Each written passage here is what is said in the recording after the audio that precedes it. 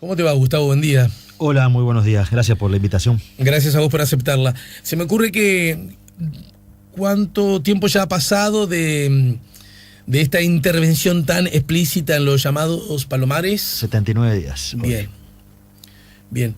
Los voy contando. Sí, sí, es notorio porque te escuché el otro día en Esta Boca es Mía, que es otro de mis trabajos, y también dabas el número preciso de días. Los contás día a día porque está haciendo la cuenta de quien está en prisión y marca rayitas en la pared porque está deseando irse, o desde otro lado debe encontrarse la explicación tan precisa del conteo.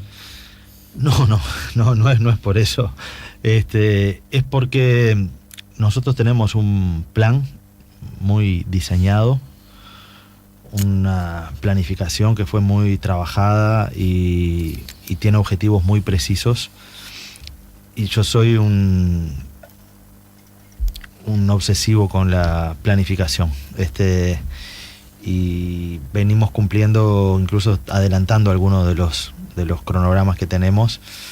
Y por lo tanto, para hacer un trabajo eficiente, soy de los convencidos que hay que planificar las cosas. Hay que estudiar mucho y hay que ser muy consistente en cómo uno lo hace, porque no solamente de diagnósticos vive el hombre, sino de realidades concretas. Uh-huh.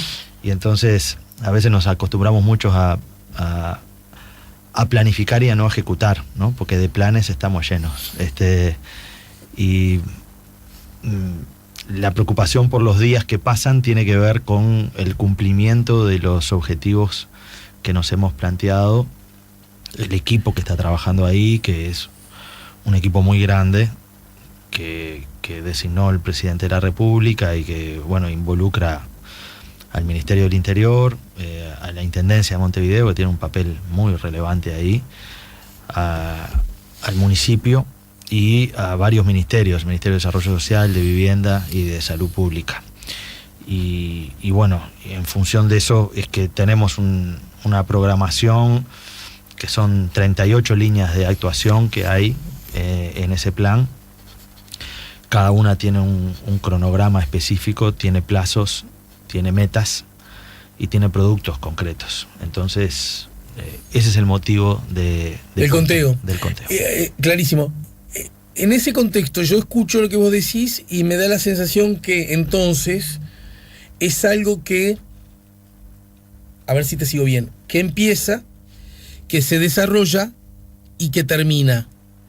Pero desde afuera, casi desde la ignorancia, uno puede decir, pero tareas de esta envergadura, de estos cometidos, y además con tanto retraso, uno puede hablar de que se termina un día. No. ¿Se entiende? Sí, entiendo, sí. Lo que hay es una planificación que tiene distintas etapas. Yo voy contando los días de la primera etapa.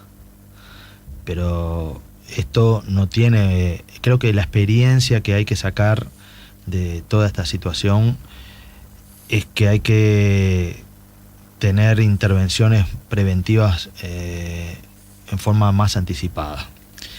Y lo seguro es que a partir de este aprendizaje que ha hecho el Estado y la sociedad, me parece, es claro de que en esa zona no va a haber una situación similar y que esto no se termina en el sentido de las intervenciones. Hay etapas que se cumplen, es decir, si yo tengo programado que tengo que abrir una calle y que tengo que demoler determinado sector, tengo que poder hacerlo de acuerdo a un plan, porque si no es palabra y es como si yo estuviera viviendo acá y decimos, vamos a hacer esto, bueno, ¿y cuándo? ¿Y cuándo? ¿Y cuánto? Entonces, para eso es que está la programación, porque tenemos que acostumbrarnos a ser eficientes en el Estado también. Si decimos, bueno, vamos a iluminar la calle Gustavo Volpe en los primeros 10 días, perfecto, eso se hizo en los primeros 7 días. La primera acción era conectar la calle esa con la calle San Martín. Bueno, eso se hizo. Hay que construir veredas y son tantos metros de veredas y conectar tantas casas, etcétera. Bueno, esa es el conteo. Yo creo que en las distintas etapas tendrá que haber un conteo de días en función de las acciones que se vayan tomando. Pero no lo cuento no por el interés en decir, bueno, que esto se termine, porque yo creo que por suerte esto empezó y no va a terminar. Empezó tarde, ¿verdad, Gustavo? Sí, lo acabo de decir. Creo que el aprendizaje es que hay intervenciones en áreas de la ciudad que hay que hacerlas en forma más contundente. Para eso también creo que tiene que haber un debate sereno en la sociedad, de no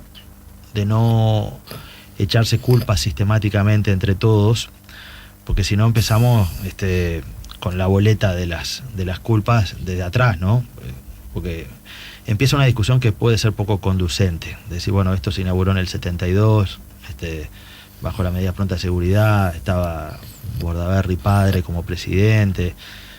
Bueno, después esto siguió en la dictadura, después pasaron todos los gobiernos democráticos y hasta, bueno, me parece que eso es verdad, pero lo que importa es el pacto para adelante y el acuerdo que creo que hay en la necesidad de tener intervenciones de este tipo.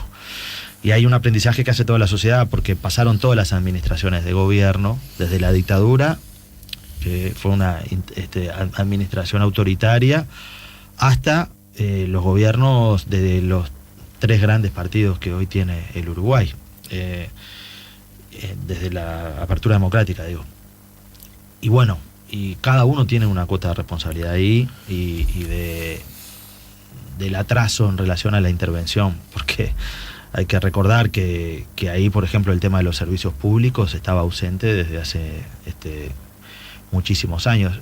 Capaz que por el diseño en cómo se hizo, esas viviendas fueron hechas con el interés de que fueran de emergencia por poco tiempo.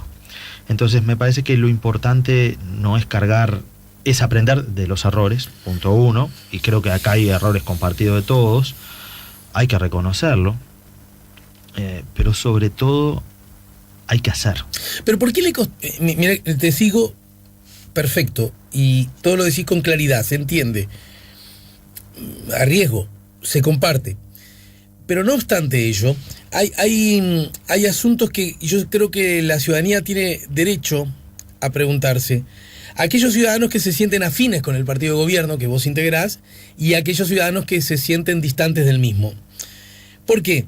Porque el Frente Amplio, primero, es verdad, han pasado todos, más el Frente Amplio hace rato que gobierna y de hecho, desde la recuperación democrática para acá, para decirlo como fecha de nacimiento, desde la creación de los Palomares para acá, quien ha estado, exceptuando el gobierno de la dictadura, quien ha estado más tiempo en el gobierno, ha sido el Frente Amplio. Pero además el Frente Amplio, cargado de una historia, de un compromiso, de un formato filosófico, histórico e ideológico, que era, si querés, el natural, el más predispuesto, viéndolo de afuera, para atacar esos temas.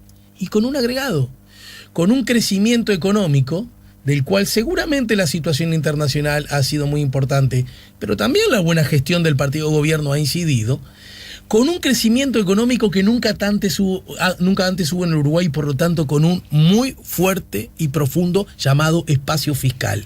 Sin con todos esos elementos no se actuó antes y con mayor eficiencia, en algún punto puede sostenerse que las miradas optimistas para el que vendrá, bueno, por lo menos cuesta buscarlas, ¿no? Y con razón da la sensación.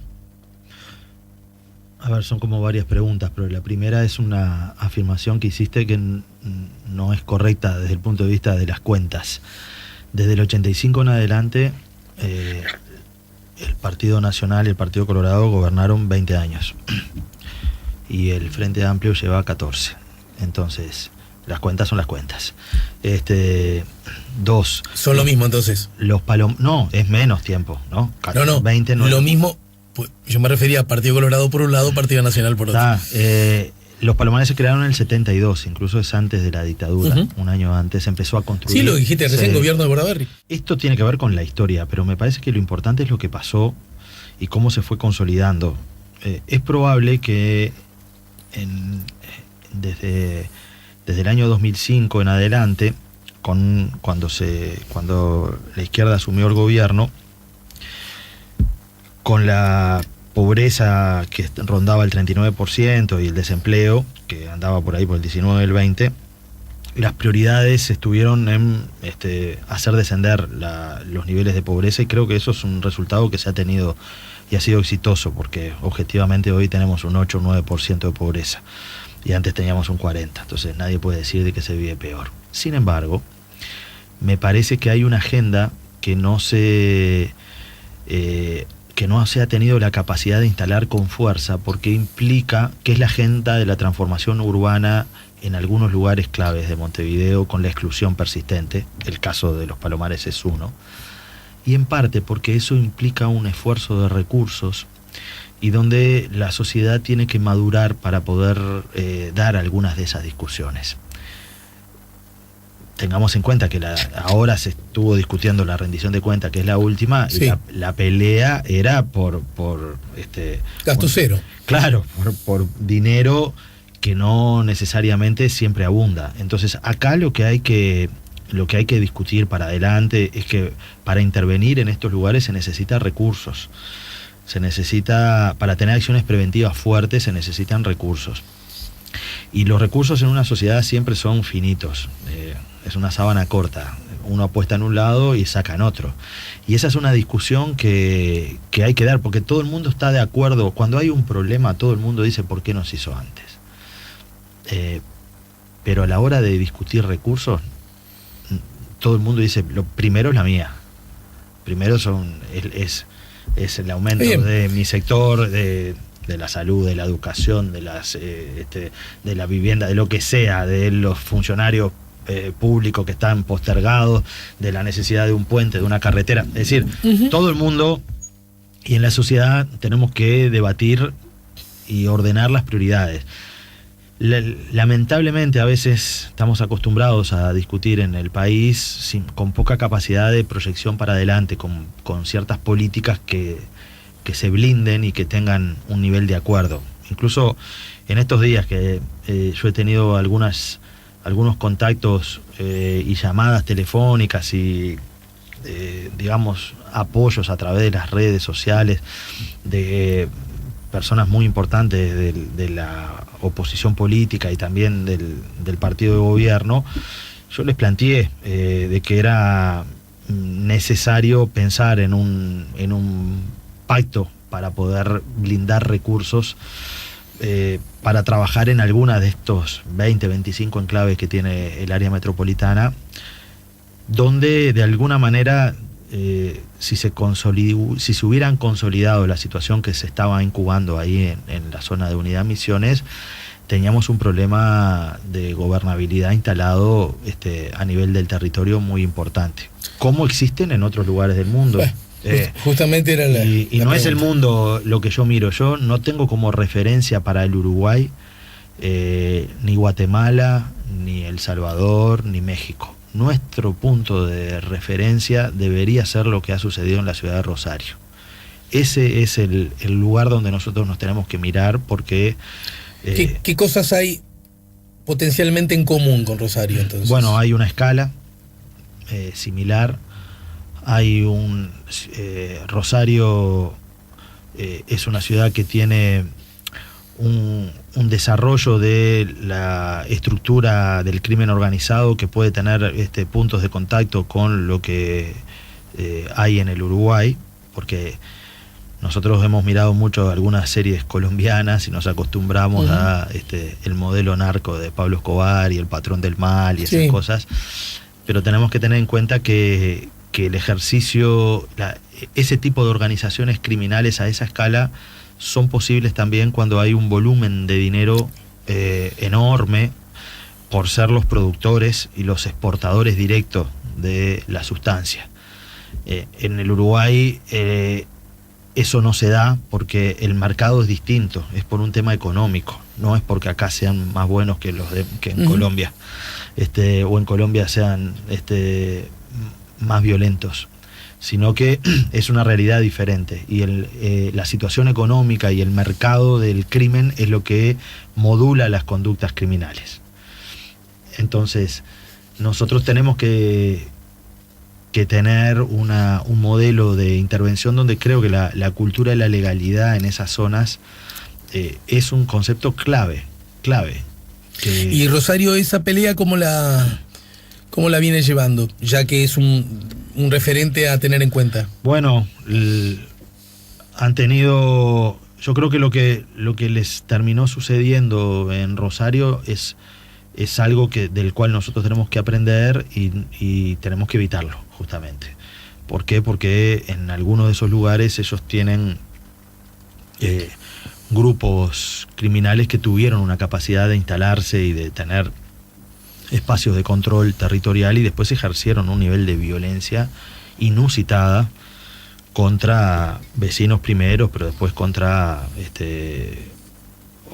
digamos, los niveles estatales de persecución criminal. Entonces, me parece que nosotros ahí tenemos que tener la capacidad anticipatoria de proteger un modelo de sociedad y un estilo de vida que tenemos en Uruguay, que si bien tiene dificultades evidentes, me parece que no tiene todavía las posibilidades de que se concrete un modelo como que era un modelo que evidentemente iba a generar un nivel de imitación muy importante en otros grupos, porque la conducta criminal es la emulación como norma. Te propongo ir a la pausa, pero al regreso me gustaría que nos ayudes a entender, incluso desde la perspectiva sociológica, académica, le pido más que nada al sociólogo que nos auxilie, porque entonces esta conducta criminal, esta salida de la norma, esta cultura de la ilegalidad en sus diversas expresiones, lo grosereo, pero entonces es hija directa de la aparición del narcotráfico, por lo tanto, ¿le cortamos las patas al narcotráfico y se acabó el problema? ¿O es hija directa de la falta de vida digna de muchos compatriotas, de gente que no accede a las cosas, que no tiene buena educación, que no tiene buen techo, que no tiene buen abrigo, que no tiene buen trabajo y por lo tanto el dinero no le da para tener la vida digna y es capaz de hacer cosas horribles por muy pocas monedas? ¿Dónde está? ¿En qué quedó las razones sociales que explican las desigualdades y que también explican ciertos comportamientos delictivos? Luego de la pausa, ¿sí? Dale. Estamos conversando con Gustavo Leal, estamos poniendo la mañana en camino. No me vas a dejar de reconocer que llevamos unos minutos charlando y todavía no hablé de las amenazas, ¿no? Estamos en el 98.7. Seguimos poniendo la mañana en camino. Último tramo de la charla con Gustavo Leal. Entonces, Gustavo, a propósito de lo que pasa, sigamos usando como ejemplo el ámbito de los palomares sabedores. Vos incluso lo dijiste hace un rato sin que yo te hiciera comentario alguno, de que los problemas, las dificultades, las insuficiencias están en muchos otros lados más, ¿no? Sí. Aún, pero ¿esto cómo es la cosa? Nos pasa esto porque desembarcaron los narcotraficantes y por lo tanto establecen esa cultura de la ilegalidad, esa cultura del delito, esa cultura del crimen, y si te gusta bien y si no te gusta bien igual, o te sumás o te arrancamos la cabeza. Si ese fuera el asunto, bueno, combatimos al narcotráfico, lo derrotamos, fin del problema. Ya sé que es una ingenuidad porque derrotar al narcotráfico no debe ser algo fácil. Pero por el otro lado, ¿y en qué quedó lo otro? Las razones sociales que explican que uno queda ahí, al borde, a la vera del camino, dispuesto a aceptar transformarse en dealer por unos pocos pesos y sabedores que la vida que te va a tocar de ahí en más es tan horrible como probablemente la que vivió tu mamá, tu papá, tu abuelo, tu abuela, tu bisabuelo, tu bisabuela. Resulta que entonces lo social ahora no corre más. ¿La izquierda se ayornó por derecha en ese sentido? Bueno, no sé por qué lo decís. ¿En base a qué afirmación sería eso? Muy bien, Gustavo, muy bien. Porque no me... Que un gobernante diga son ellos o nosotros, luce así, ¿no? Bueno, capaz que no fue una... Yamandú Orsi, intendente de Canelones. Entiendo. A ver, yo lo que... Para responderte a la pregunta de dónde quedó cada una de las cosas, a mí me parece que hay que...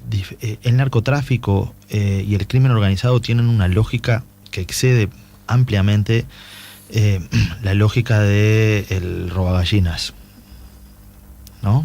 Entonces hay que entender un poco cómo es esa dinámica, porque la explicación de las causas sociales en algún punto hace ruido con el hecho de que hay grandes bancos y sistemas financieros que lavan el dinero del narcotráfico. Hay gente muy rica que está en la cúspide.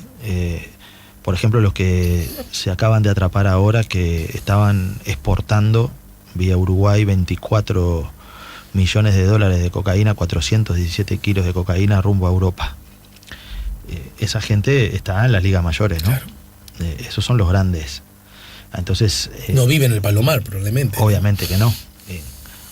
Entonces, me parece que cuando esas estructuras que movilizan muchísimo dinero, porque fíjense, un cargamento si llegaba ese cargamento de 417 kilos, que fue confiscado en un operativo que se hizo hace unos pocos días, que ha sido muy público, que estaban ocultos dentro de fardos de lana, eso significaba 24 millones de dólares a la venta.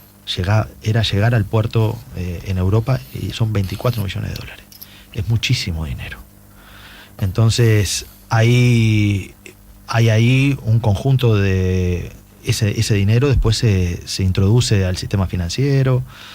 Por algo los países han mejorado los niveles de cuidado con ese tema. Y también hay mucha gente que vive a todo trapo, digamos. Por lo tanto, creo que nosotros tenemos que tener una comprensión de este tipo de fenómenos que no puede ser tan lineal. Sí. La lógica, bueno, pobrecitos los pobres, no les queda otra que sumarse a esto. Sí. En primer lugar, porque es algo horrible para la gente que es pobre. Y que no se suma. Que además son la mayoría. Totalmente. Y en la unidad Misiones son la mayoría. Lamentablemente tienen el estigma de que como viven en ese lugar, como me ha dicho mucha gente, ni siquiera le dan un trabajo porque ya parten de la base que son todos delincuentes. Y no es así. Hay muchísima gente, la gran mayoría, que viven en esos lugares y que además son los que tienen el verdadero coraje en esta historia, que es haber vivido en un lugar asediados por este grupo de gente que tienen a veces un nivel de impunidad y de ejercicio del poder en los entornos que es realmente fuerte, y donde el pacto de la omertá, que es el pacto de la mafia, que es el silencio, obliga a hacer la vista gorda a veces, porque no hay una presencia fuerte del Estado que de alguna manera defienda a esas personas, ¿no? El no te metas famoso, uh-huh. El no te metas, como decimos, claro, en el Uruguay, que es una expresión general para muchas cosas, en estos casos se transforma en una especie de exigencia en base al silencio y la omertá, de no digas nada, no cuentes. En suma, me parece que los... No escuches, como los monitos, ¿no? Claro, no... No escuches, no veas, no hables. No hables.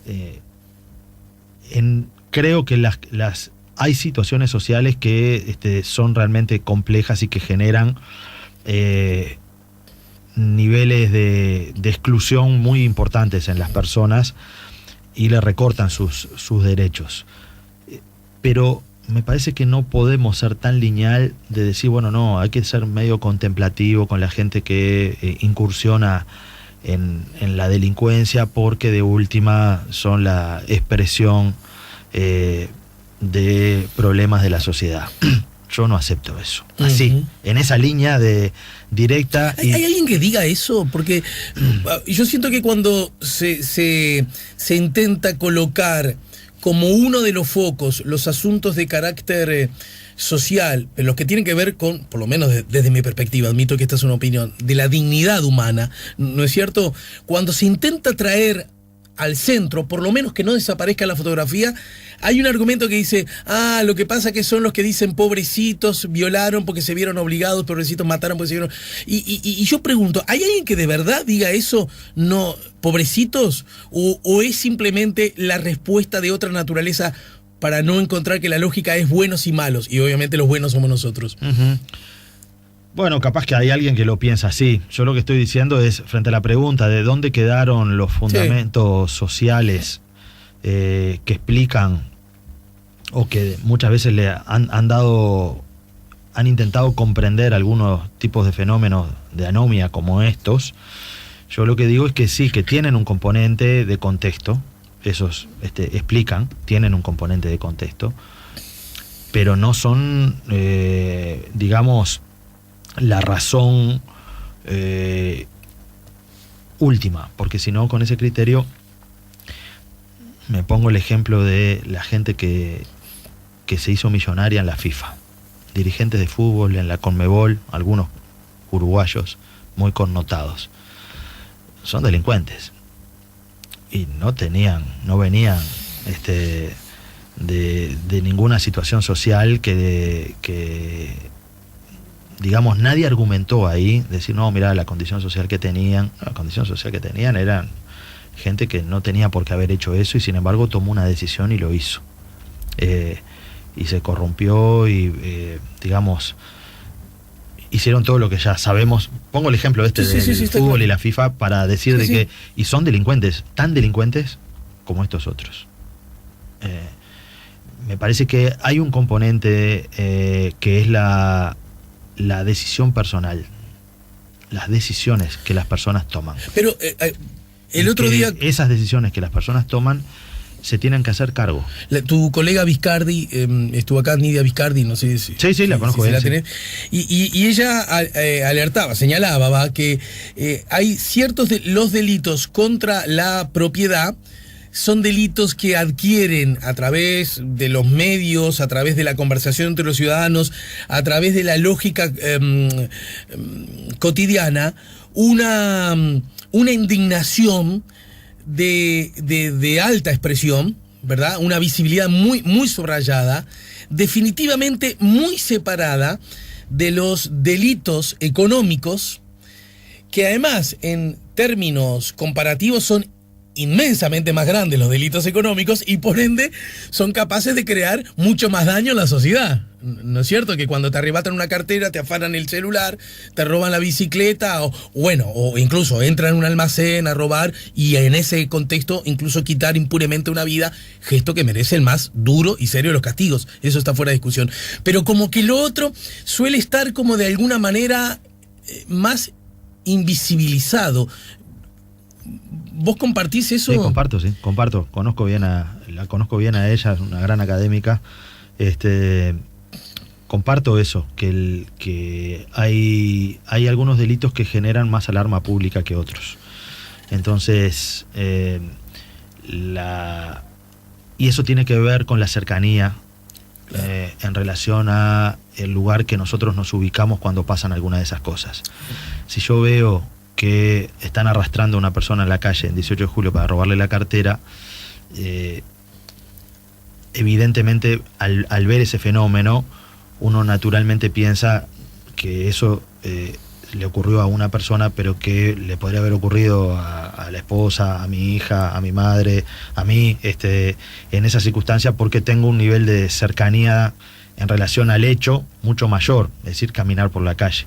Cuando uno ve una estafa a un banco hecha por un gerente que estudió en Harvard y que defalcó a un banco, evidentemente el nivel de cercanía popular que hay sobre ese hecho es mucho menor, porque uno dice, bueno, está, sí, yo no soy gerente, no estudié en Harvard, tampoco tengo un banco, entonces el impacto que genera en la opinión pública es diferente, aunque capaz que, después eso termina en una corrida bancaria, como porque acá hubo banqueros que le robaron a medio Uruguay, los Peirano, claro, ¿no? Claro.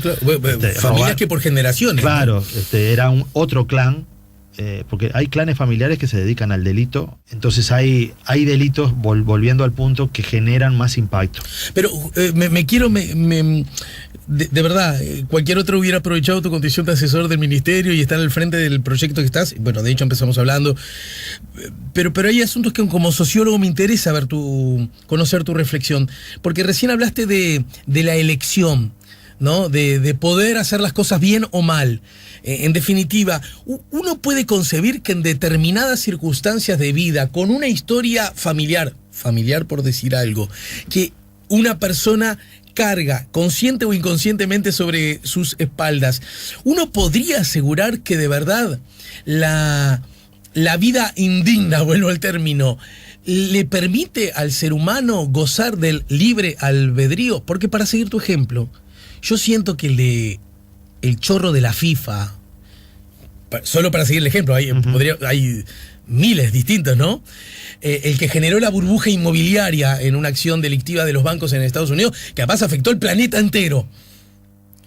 Ese tipo, en un momento eligió, porque tiene razones morales, de formación, de educación, para decir, ¿lo hago bien o lo hago mal? Y eligió deliberadamente hacerlo mal. ¿Estamos de acuerdo? Sí. Por lo menos es mi hipótesis. Alguien podrá corregirla y bienvenido sea. Ahora, ¿podríamos hablar de la misma libertad aún del delincuente que nos causa daño y por lo tanto indignación y deseos de justicia? Pero ¿podríamos de verdad, honestamente, hablar de iguales dosis de igualdad en esos sectores? Bueno, ahí habría que... Yo creo que no conviene hacer generalizaciones en estos casos, pero habría que ver en determinados casos cuánto...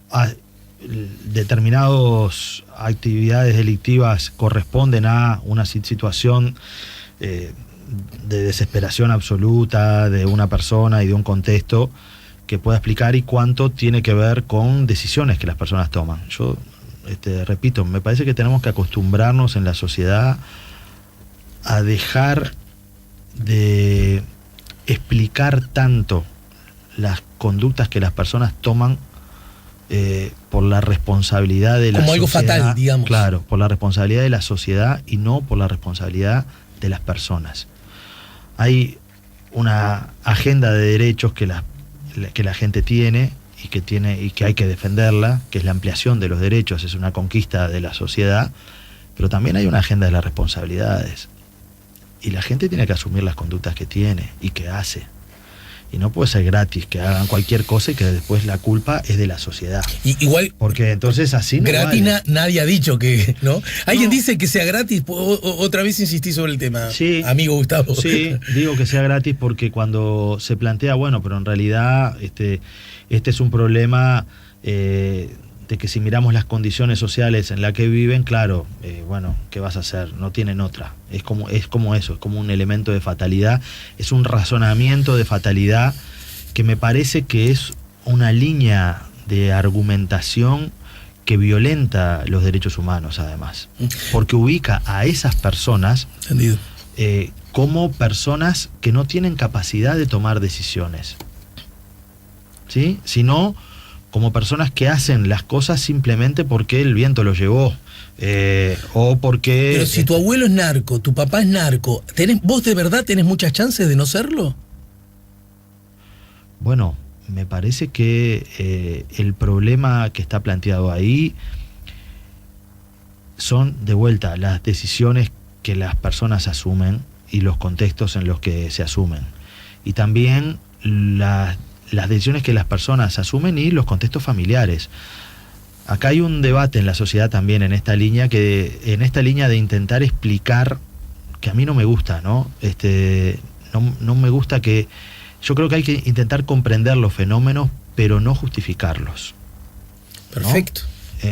Entonces, yo como sociólogo me dedico a estudiar y a comprender los fenómenos, pero no justifico. No justifico. Y éticamente yo no justifico. No justifico que se asuma como algo fatal, que bueno, y con liviandad, bueno, ¿qué querés? La gente pasa eso, bueno, ¿qué le vas a pedir? ¿Que haga otra cosa? Sí, le voy a pedir que haga otra cosa. Claro. Claro que sí, le voy a pedir que haga otra cosa. Porque como sociedad tenemos que poner las cosas en un lugar donde medianamente respetemos los derechos de todos. Entonces sí que le voy a pedir. A pesar de su historia, sí, a pesar de su historia. Y le voy a pedir a los que contribuyeron a su historia, a su padre, a su madre, a su abuelo, que cambien. Y si no cambian, deben de tener una persecución penal que sea severa. Hay que dar, ni siquiera hablo del delincuente, hay que dar alternativas, ¿no? Sí, pero bueno, usted deja de hacer esto y empieza a hacer esto, ¿no? Bueno, pero hay que aceptarlas también, porque también el dinero y el poder y el ansia de protagonismo, claro, y el prestigio que tiene ser parte de un grupo criminal en determinados contextos es una razón de muchísimo peso que explica muchas de estas conductas. Y nosotros... ¿Y cómo cambias ese paradigma? No podemos ser inocentes o ciegos a eso. Tenemos que saber que también, como escriben muchos de ellos en sus... Porque además estas cosas las escriben en sus redes sociales, que es preferible tener una vida intensa pero corta, y que bueno, si me toca que me apaguen la luz, como dicen, que me apaguen la luz es decir que te maten, bueno, es la vida. Esa lógica de vida rápida, de vida intensa, de vida al margen, de vida intensa, de cultivar el prestigio de los pibes chorros, del identificarse con un número y de tatuárselo, el 79, que es el número de los ladrones, de la delincuencia en la quiniela.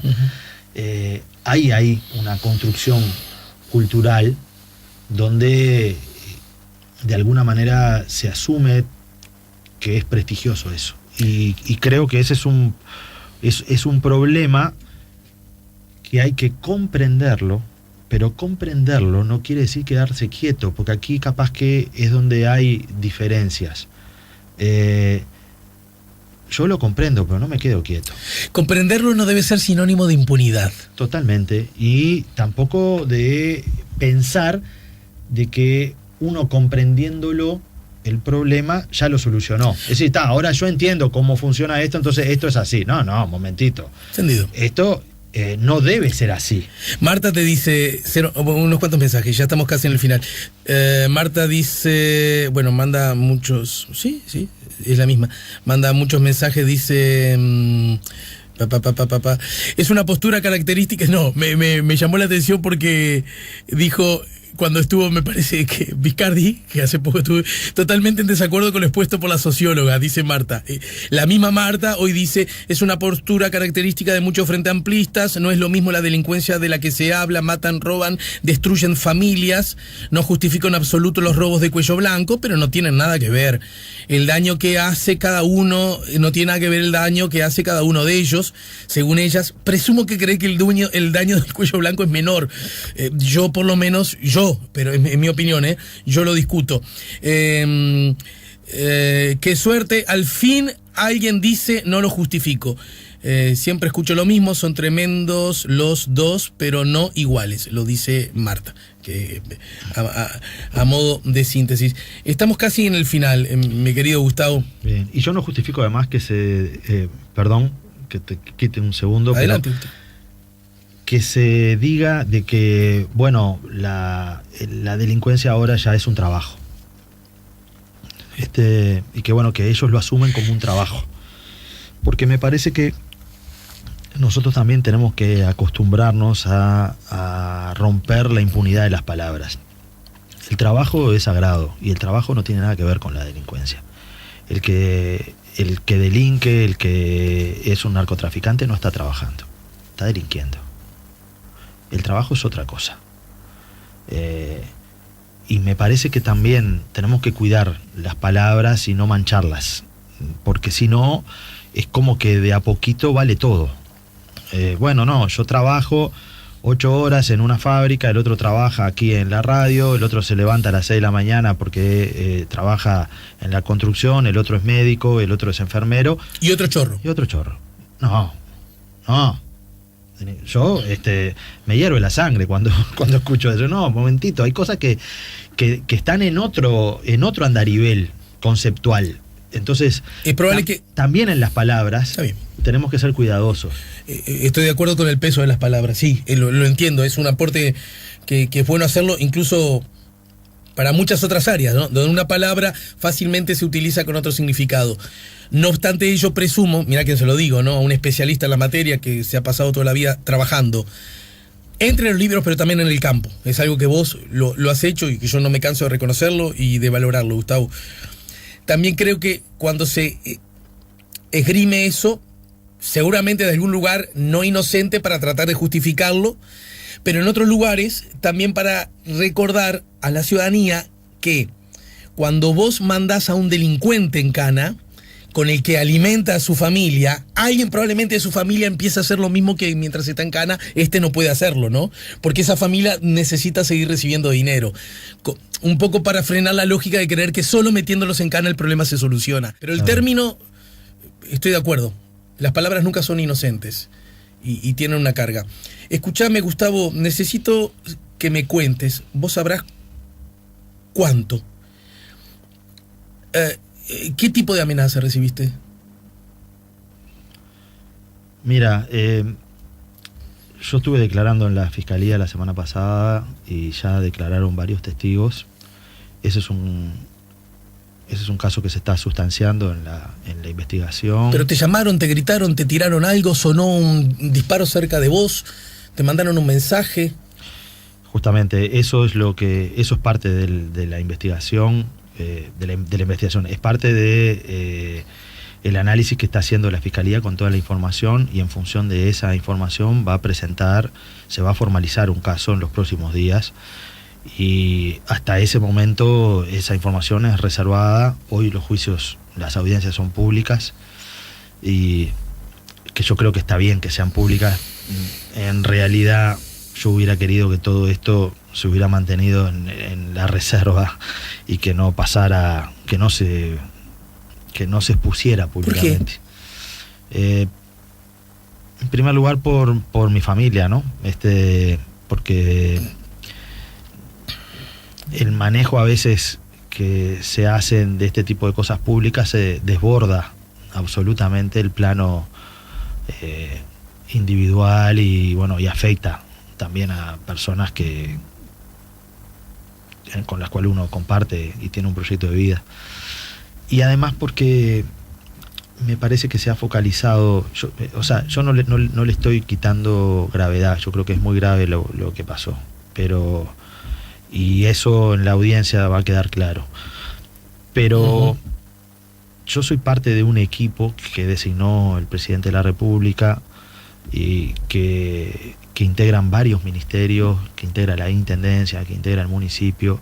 Hay decenas de personas trabajando ahí, en la zona de Los Palomares, todos los días, desde hace 79 días. Me parece que la visibilidad que yo he tenido es porque, tengo una responsabilidad de coordinar este proceso y de ser el vocero designado. Pero no quiero que se transforme esto en una cuestión personal, en realidad, en una idea de que hay una persona haciendo algo en la unidad Misiones, cosa que no es cierto. Es el Estado el que está ahí. Yo soy una absoluta circunstancia. Entonces, evidentemente hubiera preferido que esto no se supiera, también porque no quiero estar yo quiero estar en el debate de ideas sobre las cosas que hay que hacer, pero no me interesa que se ¿Cuándo es esa focalice. audiencia entonces? En los próximos días, probablemente en unos 10 días. Y ahí, de acuerdo a las normas vigentes, nos enteraremos de exactamente qué fue lo que pasó, digamos. Aunque a ti no te plazca, digamos. Bueno, el nuevo código establece que las audiencias son públicas, salvo que el juez determine que sean reservadas. ¿Sabes qué? Te presto mucha atención en esto, primero porque cualquier prójimo me merece la atención, pero en todo caso, porque vos sos un hombre que has pisado no menos de 20 años el barro en el trabajo de campo. Uh-huh. El barro incluso en forma literal, ¿no? Sí. ¿Estamos de acuerdo? Sí. Trabajando con parte de la sociedad que vive en las mayores fragilidades de todo tipo. ¿Estamos de acuerdo? Sí. Me imagino que eso implica cierto aprendizaje, cierto conocimiento recíproco con los que caminan históricamente por la vereda de la ley y los que suelen cambiar de vereda, también, ¿verdad? Me imagino, ciertas lógicas y por lo tanto cierta capacidad de discriminar cuando se trata de un tipo de amenaza y cuando ésta adquiere otro nivel. Hasta acá no estás diciendo nada, pero voy bien en la lectura que hago, ¿no? Sí, y te sigo y te digo, esto que pasó yo lo tomo muy en serio. Ahí está. Bien, bueno, gracias Gustavo, la seguimos más temprano que tarde. Muchas gracias a ustedes. Porque igual que con tu trabajo, ni hablar que intercambios de estos no se agotan. No llevo las veces que vamos charlando, ya son unas cuantas, ¿sí? Pero tengo una buena noticia para vos. A ver. Y es que seguirán siendo muchas más. Bueno, gracias a ustedes y un saludo a toda la audiencia. Nos vamos a la pausa, nos ayudó a poner la mañana en camino el sociólogo Gustavo Leal. Si buscas un portón automático para tu casa o para la oficina, asegúrate que sea fuerte, que sea seguro, que sea práctico, que sea un SEA. Porque solo un portón SEA te asegura el mayor respaldo técnico, un service propio en todo el país y la garantía de todos sus productos. Ingresa en seaportones.uy o llama al 2601-2611. Si vas a elegir un portón, que sea un SEA.